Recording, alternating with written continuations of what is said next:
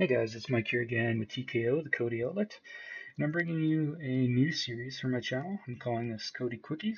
This is going to be the series where I kind of touch on topics in a much um, more streamlined fashion, whereas my tutorials are on the more robust side of, some videos going between anywhere from half an hour to an hour because I'm trying to train you and teach you on how to use the product in its entirety. And I want to make sure that I'm doing that in a very detailed fashion. The quickie section is going to be me trying to answer questions and show usage of the product on a much more streamlined basis. It won't be as in depth, but it'll be here so you can have a quick shot at looking for what it is you want to do, get in, get out, do what you got to do, and go back to enjoying your content in Kodi. So today's episode, or this episode, is going to be do I cut the cable? I get asked quite often as to whether or not it's the right move for a person to sever the cable connection and move into something like Kodi, whether they're trying to use it to supplement their, say, Hulu or Netflix subscription, or if they just want to go straight Kodi and nothing else. So we're going to go through a bit of a pros and cons list I've brought up here, and then maybe we'll do a little bit more discussion at the end of this, depending on how long this takes. So we're going to go through pros real quick here.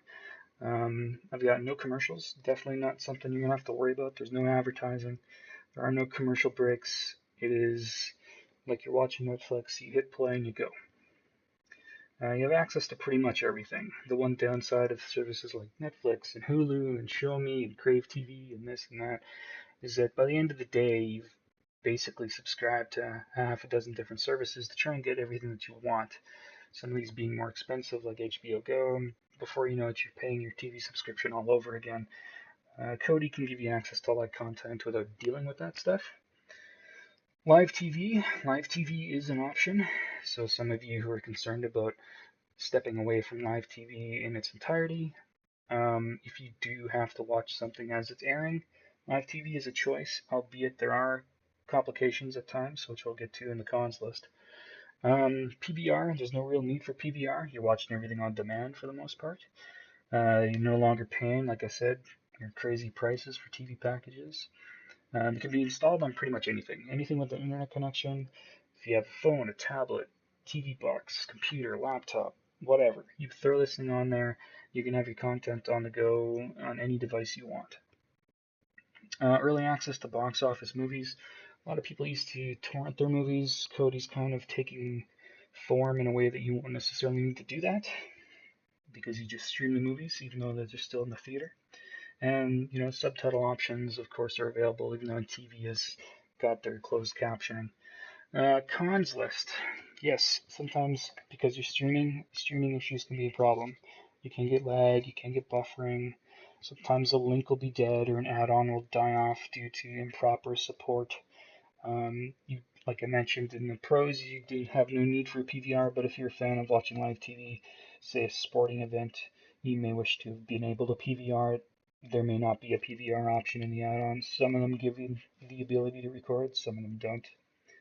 You may need to invest in a stronger internet, depending on your setup at home. If you've got 4 or 5 people watching their own different version of Kodi all at the same time, clearly bandwidth becomes an issue. So where you're saving money on the TV front, you may turn around and put a portion of it back in to your internet bill just to give you stronger streaming capability.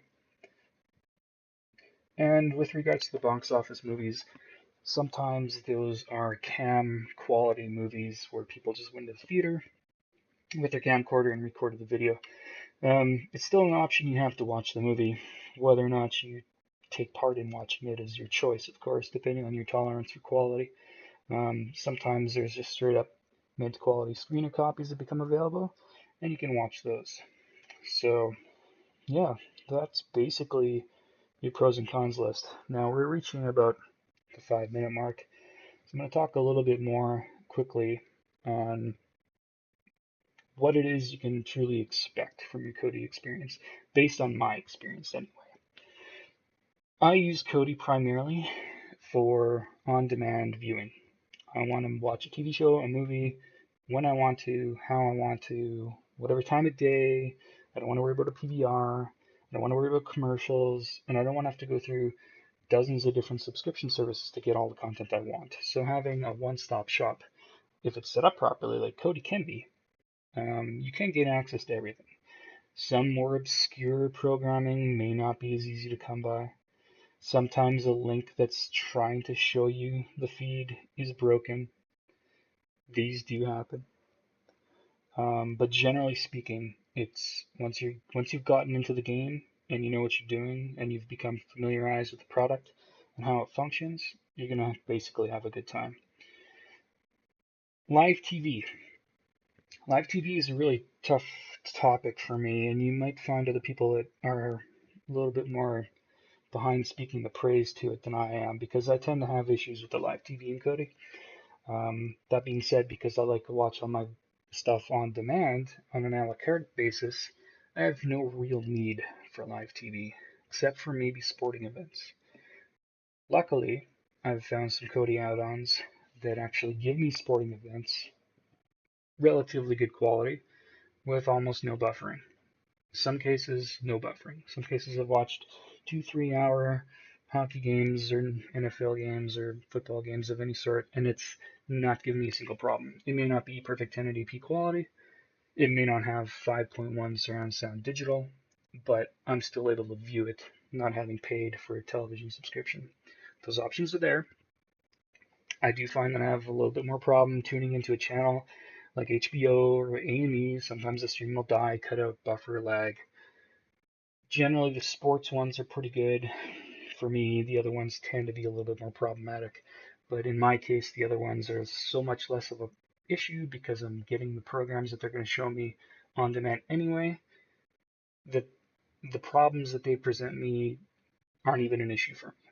Basically, it's just on-demand programming for movies and TVs and streaming sports, and I can accomplish that through Kodi. So look at yourself, figure out your household situation. Are you married? Do you have kids? Is everybody going to be trying to stream stuff from Kodi at the same time? Factor in what it's going to take for your internet at home to be able to accommodate for that many people streaming at the same time. What you can do, what I always advise people do, is watch my videos, watch other people's videos, set up Kodi while you still have your TV subscription. Learn the add-ons, learn how it works, figure out how to use it, and try and use it.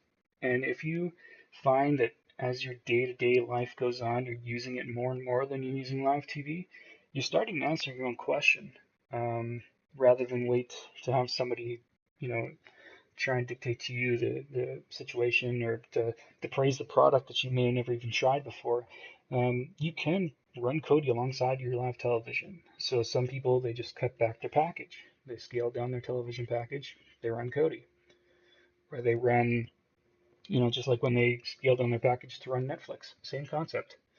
So I would say whatever you want to do, if you have no experience with it yet, play with it, find out if it's right for you, experience the product, learn the hardships, learn how to use it, figure out if the live TV is streaming well in your city, in your country, in your part of the world, because it's going to be different from everybody. Depending on the content you want to view, some channels are just way more frequently found than others. Canadian channels can be difficult to find. UK channels can be a dime a dozen. And US channels, I find, tend to fall somewhere in the middle, depending on what you're looking for. So definitely give it a shot.